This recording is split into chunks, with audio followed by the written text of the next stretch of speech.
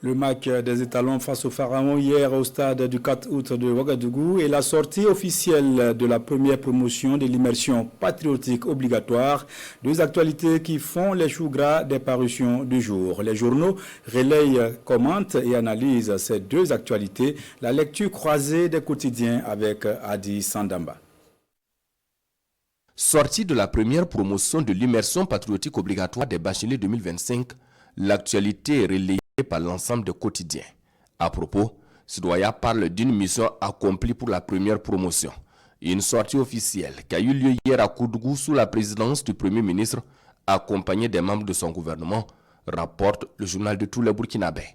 Aujourd'hui, au Faso pour sa part écrit, ce sont 59 179 pionniers ragaillardis par ses initiations et initiatives.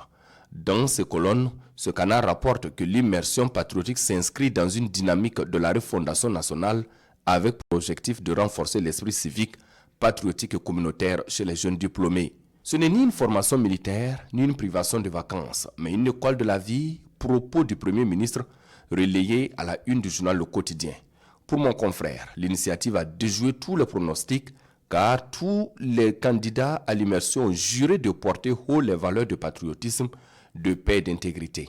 Alors, un peuple dont la jeunesse choisit d'ériger la paix, l'intégrité et le patriotisme en une boussole est un peuple promis à l'espérance, écrit mon confrère qui estime que c'est maintenant que la responsabilité commence. Retenons alors les bonnes leçons, écrit l'Express du Faso pour sa part. L'immersion patriotique a pris fin un mois après comme prévu. Cependant, elle doit se poursuivre dans les familles, dans les écoles, les centres de formation, les universités, dans la vie de tous les jours par les parents et les encadreurs qui doivent prendre le relais. Elles doivent surtout être perpétuées par ceux qui en ont bénéficié pour un changement de comportement au profit d'un Burkina nouveau, commente le quotidien Bobolais. Autre actualité relayée par les quotidiens, le match des étalons face au Pharaon. Burkina contre Égypte au stade du 4 août, le public au rendez-vous, les étalons en panne, titre le journal Le Pays. Les étalons ont été tenus en échec, 0-0 par les pharaons d'Égypte dans le cadre de la 8e journée des éliminatoires de la Coupe du Monde 2026. Poussés par le public qui a sonné la mobilisation, les étalons ont été en panne face à une équipe d'Égypte bien en place.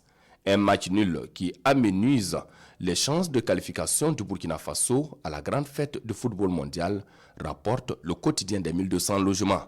Le rêve de mondial s'éloigne pour les étalons, affiche l'observateur Palga.